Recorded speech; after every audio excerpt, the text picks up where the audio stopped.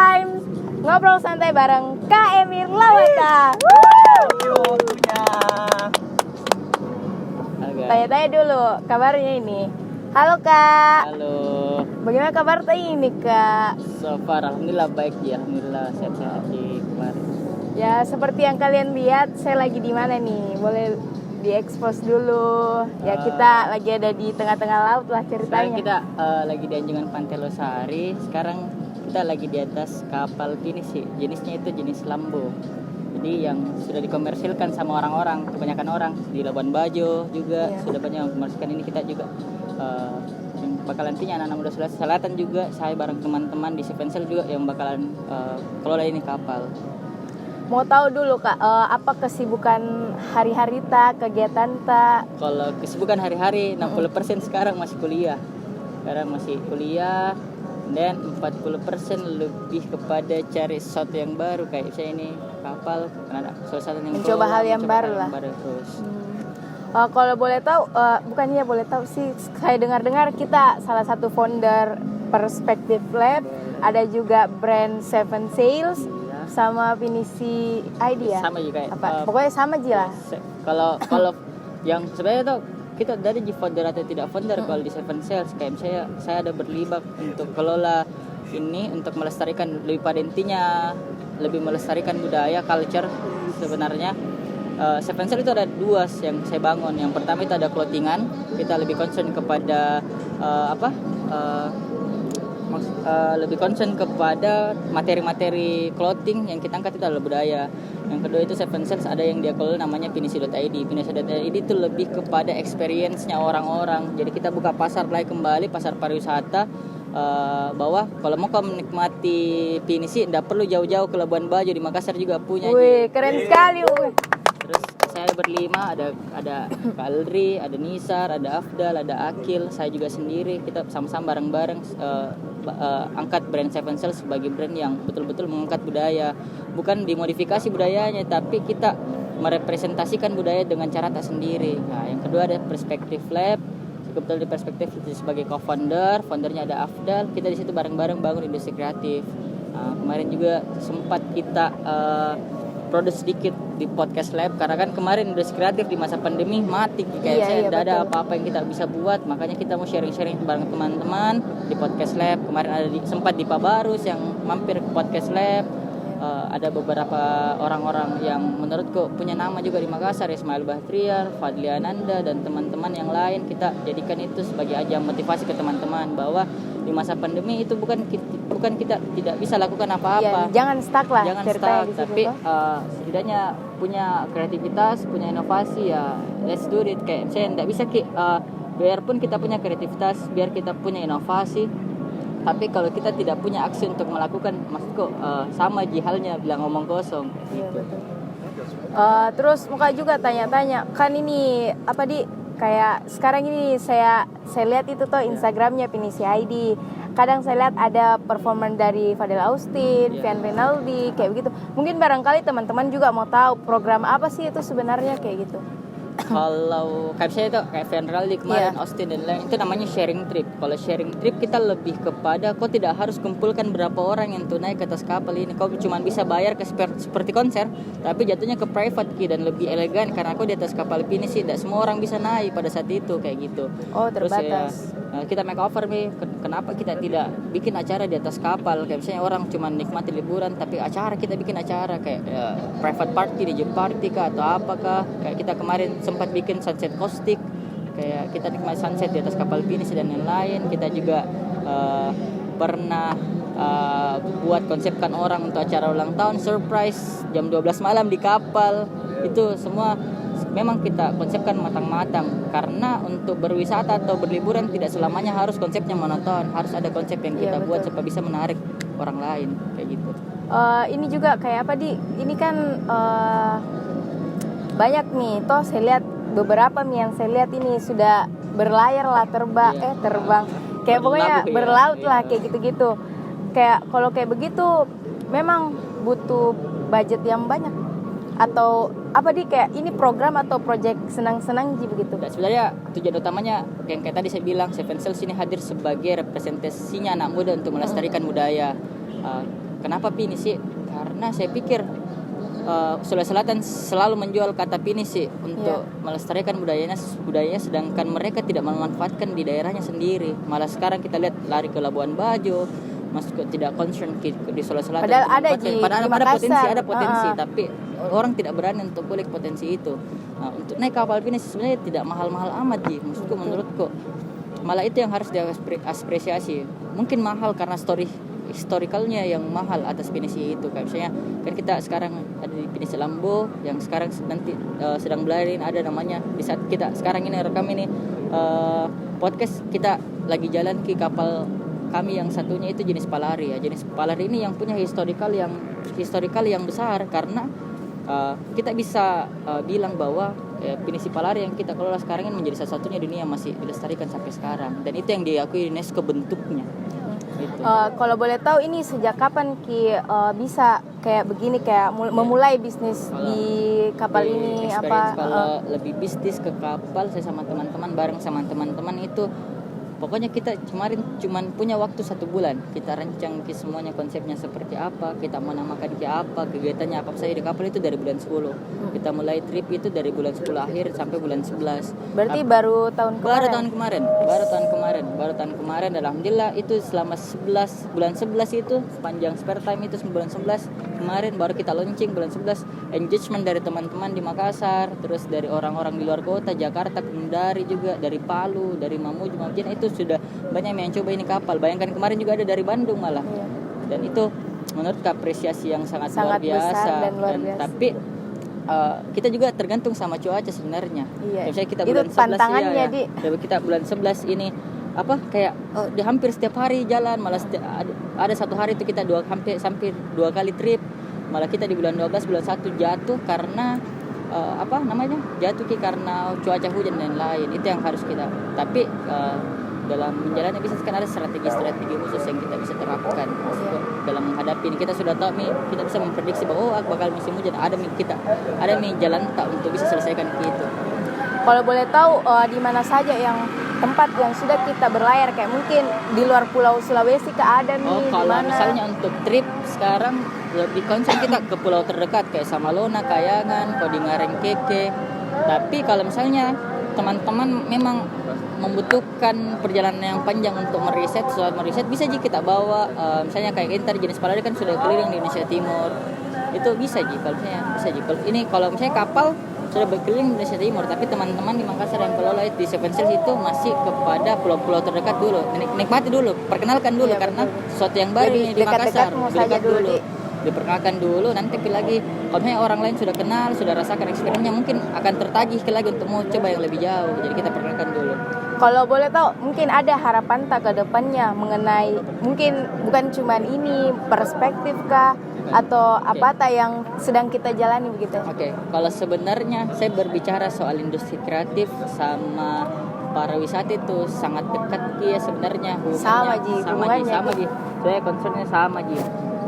Pariwisata tidak bisa berkembang ketika industrinya di bawah, industri kreatifnya tidak berkembang juga.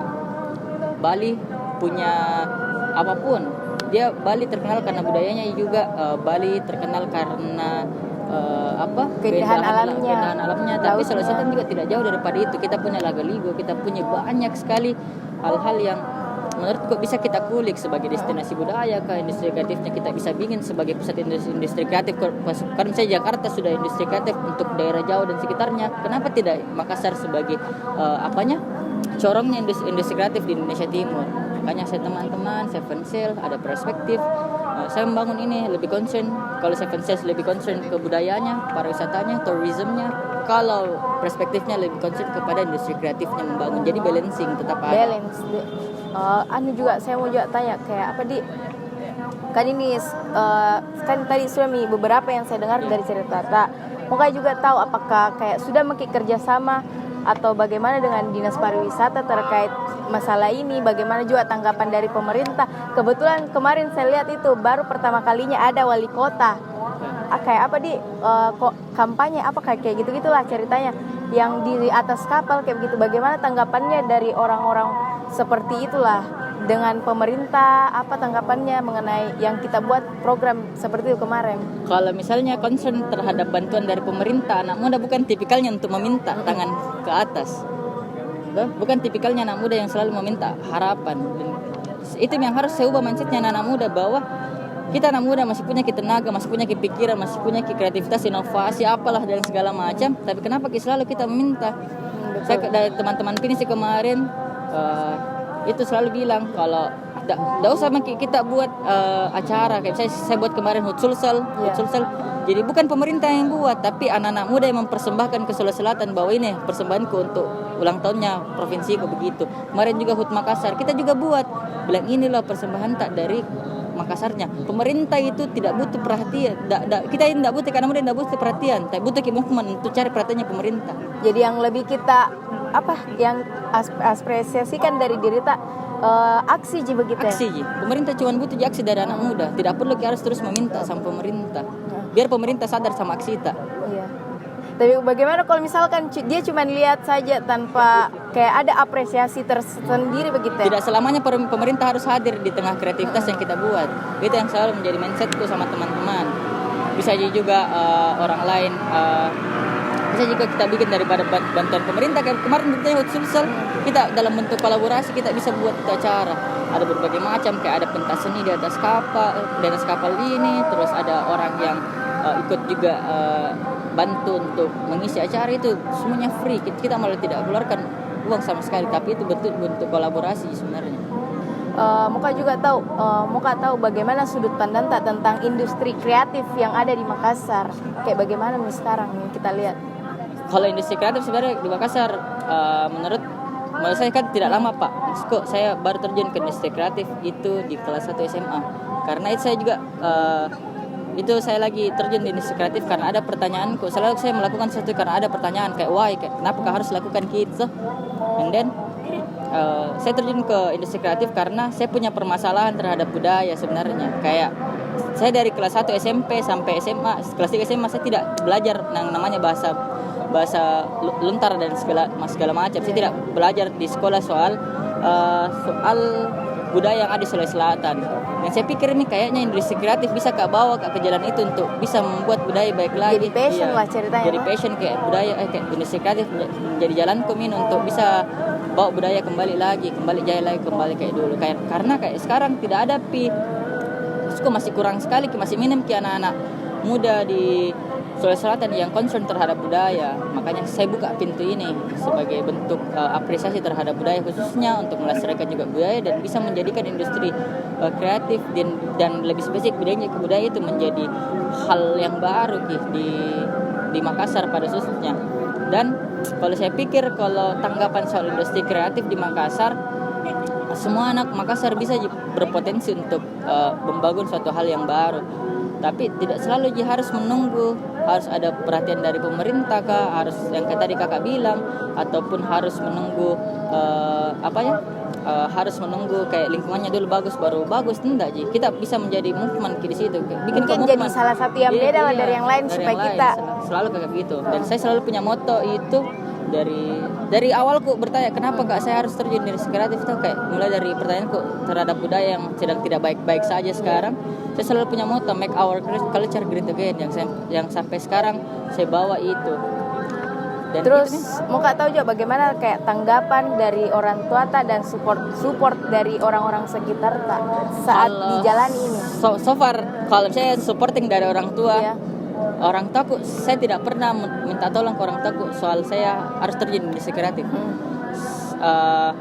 Terus orang tuaku juga jalan ini saya kuliah semuain dan segala macam jalan baru pokoknya saya tidak pernah cerita sama orang tuaku karena mau kasih lihat ke orang tuaku bahwa dia pilih sendiri, bukan saya yang kasih tahu mereka.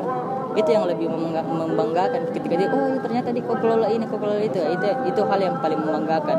Terus kalau misalnya ada orang bertanya dia apresiasi jika kakak selama ini sama teman-teman circle atau tidak, itu pasti paling banyak pertanyaan. Saya satu hal yang perlu saya tekankan, kalau misalnya teman-teman mau terjun di industri kreatif terus sekelilingnya tidak mendukung, tinggalkan nih, karena masih banyak di lingkungan lain yang mau terlibat. Mending cari circle yang memang butuh bantuan, walaupun kecil, baru supportnya. 2 atau 3 orang yang penting mendukung kau. Ya saya pilih yang 2-3 orang itu daripada orang yang baik tapi tidak mendukung saya sama sekali. Yang ada bikin toksik. Iya. Gitu. Terus mau Kak juga tahu bagaimana apa yang harus dilakukan untuk industri kreatif ke depannya supaya Makassar tuh lebih berkembang, bukan cuman stuck begini. Kalau saya dari pandanganku kulihat begini-begini gitu terus Makassar.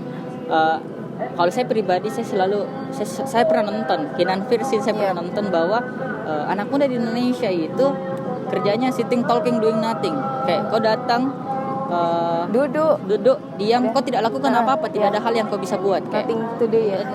Nothing, kayak dah ada kau nongkrong ceritai orang dan lain, tapi tidak ada kau bisa lakukan apa-apa. Itu sama aja dengan omong kosong. Sebenarnya kalau misalnya industri kreatif mau maju di Makassar, industri kreatif mau bisa bikin movement kita sama-sama, SDM-nya dulu, kegiatannya dulu, habitnya dulu anak Makassar kurang, kayak nongkrong kau tidak kau lakukan apa-apa, itu menjadi hal yang tidak berguna sih menurutku. Kalau kau datang nongkrong, kau habiskan uangmu untuk melakukan hal-hal yang tidak berguna aja. Positif lah ceritanya. Kalau industri kreatif Makassar mau berkembang, lebih kepada itu tadi aku bilang, SDM-nya dulu perbaiki.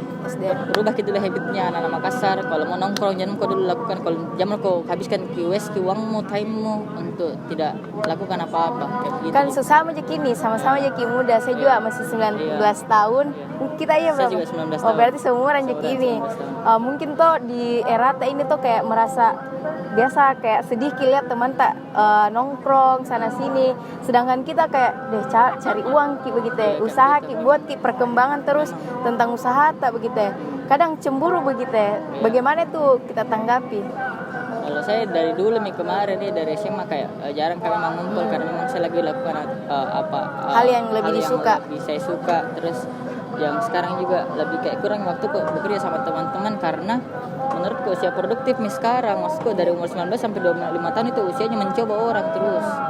Lebih saya susah di awal. Kita tahu dulu rasanya di awal ini kayak jadi nanti pas tua bisa makin nikmati tuh kayak gitu. Kayak, betul caranya untuk lepas dari masalah ini, lepasin dari masalah ini. Maksudnya setidaknya lebih maju makin daripada teman tak 3 langkah atau 4 langkah lah dari depan mereka. Itu menurutku sudah apresiasi ke diriku sendiri yang lebih bagus. Makanya saya lebih bisa berguna kepada orang banyak gitu. Mungkin bisa juga kita tanya teman-teman, kalau misalkan ada teman seperti saya mungkin kayak tadi tertarik bakal buat adalah nanti saya buat di sini. Mungkin teman-teman di luar sana bakal mau juga buat. Boleh kita tanya apa kayak gimana. Teman-teman semua mau kayak bikin acara atau bikin sesuatu yang baru di atas kapal yang memanfaatkan venue kapal Pini sih yang kami kelola sekarang itu bisa sekali banyak sekali kita bisa konsepkan sama-sama, kita bisa berkolaborasi, karena kuncinya sebenarnya itu kolaborasi. Kalau kau tidak mau berkolaborasi susahku juga itu. Iya gitu, betul.